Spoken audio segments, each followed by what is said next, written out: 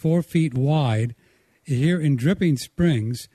And then I started my market and all that, and I've never really used it. Do you believe it? But it's all set up, and we're going to do it now this year. If I don't get it right away, we're going to do it at least for a fall garden. But I may just roll with it now because in Texas you can do it anytime, right? It doesn't matter. It does get a little hot here. But, yeah, you're welcome to come over, contact me, and see how we set it up. And also we're going to put some videos on our website so you can watch as well.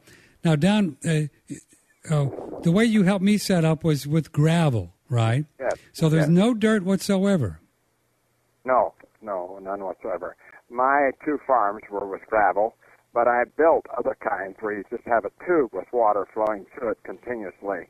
It's a 4-inch tube with a hole in the top to put your plant with a little sponge around hanging into the water, and the water moves by continuously. Oh. That works as well. Plants love moving water because you get a lot of oxygen in the water. And would you have this water moving like constantly or just every now and then? No, I have it moving continuously past the roots. That's one way. And another way is to have a trays where the water stays in and then you change it every so many minutes. Yeah, that's another kind because it needs to get new oxygen to the plants. Now, the way he set up myself up, folks, is it's a bed, but it slants, right? And we have lots of gravel. It's like little pea gravel. And then we have a tank that I mix with rainwater and ocean water to a specific total dissolved solids, right down for about 1,500 parts per million. And then you can just turn on a crank, and it just automatically fills up the bed, and which the roots are down in the gravel. Huh, Don Jansen? That's it. That's all they need. And then I would only have to get them wet a couple times a day? Once a day. Once a day. Yeah, that's all. Once a day, and the gravel holds moisture. The sand piles hold moisture very well. So I see. Yeah. Yeah. And then you use the same, you pump, you drain it back. Then you drain it back because it's on a slant, folks, so it drains back onto a little barrel, and we have a float pump, and the float pump, when it gets full, it puts it back into the big barrel. So it's all done with just one little pump. Very, very small pump. Correct. And then you can use the same, people keep, because the fertilizer companies have hoodwinked farmers into believing, you need 50 pounds on acre this year, you're going to need 80 pounds next year. They keep dumping it on our soil. And if you ever grow hydroponically, you find out that I actually lost very little nutrition out of the ocean water. The water evaporated and my concentration of nutrition got stronger daily. And I'd have to add fresh water in the middle of the month. No kidding. Yeah, I never added fertilizer ever after the first dose. You'd actually have to add more water because that's amazing. Because those little roots don't eat that much. We keep thinking like our obese Americans eat. That's what we were thinking of. Uh-huh. And, of course, the fertilizer company loves to say a lot of fertilizer, so they're never going to tell you that, hey, the plants don't eat much.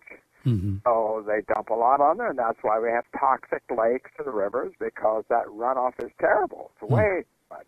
Mm-hmm. It's way too excessive. Mm-hmm. Now, and I found out from Don Jansen that the dirt doesn't do anything. The dirt is just a medium like the rocks. What the plants need are nutrients, right? Right. Uh-huh. If the soil has nutrition in it, you're lucky. But it's been leached for so many million years in the United States and most countries in the world now that it's all in the ocean. It's out of the soil. And they put in 3 and 4 and 5, maybe 10 elements, but that's a long ways from 90 in the ocean. So we're always underfed. Most food is empty, basically. So the ocean has 90 elements. If you dilute ocean water, then you can get that beautiful spectrum of minerals introduced to the plants, and then now those plants don't uptake everything because they're all designed to only uptake a certain amount. Correct? Right. Yeah. Tomatoes pick up 56. Sweet potatoes pick up 69. Basically around there, 69, 68, 65. tomatoes 56, 55, 57.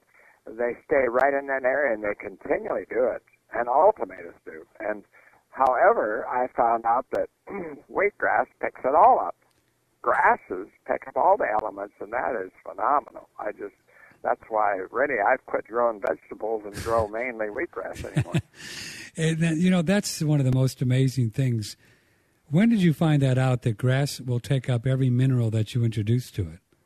Well, I set a farm up at the University, Gulf Coast University, asked me to set up a test plant there, so I set up a 4-bed garden on their facility by the power plant. And I also grew tomatoes in competition with their regular fertilizer.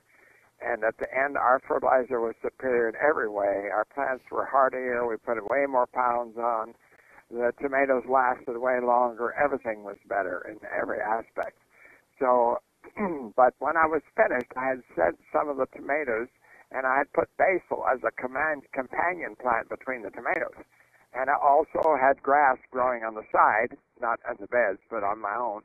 So I took those good tomatoes and my wheatgrass and checked the enzymes in the lab close by here in Gainesville.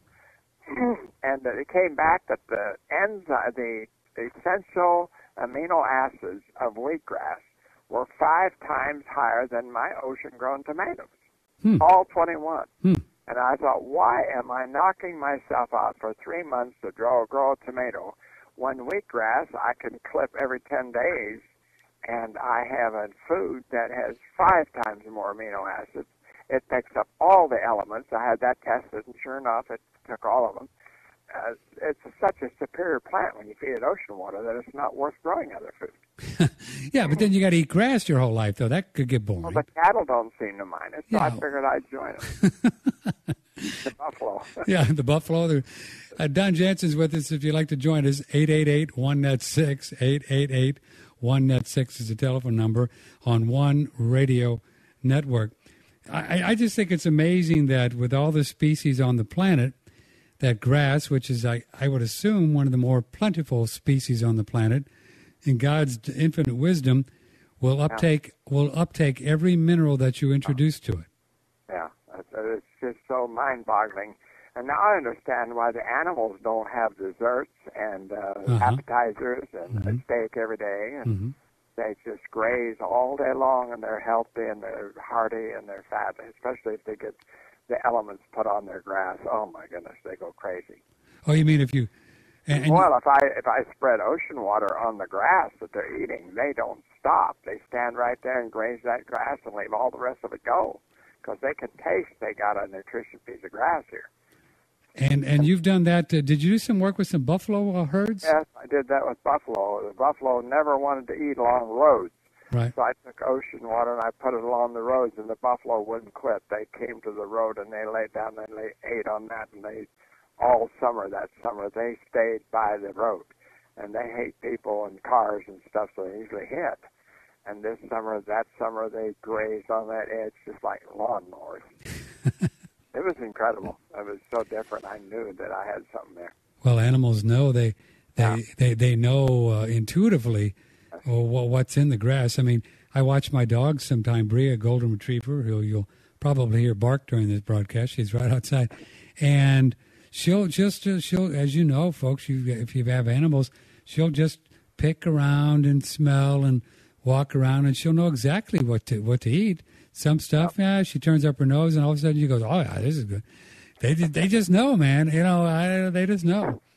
Well, they eat out of my trays. If I lay them down, sometimes I have a pad. I'm finished with it, and it has some grass on it. They come over, and the cats and the dog, they will eat that grass right off the top, pull it off the top, and chew it. Now, folks listening now, and it's easy to get. You can get gallons of ocean water, and not very expensive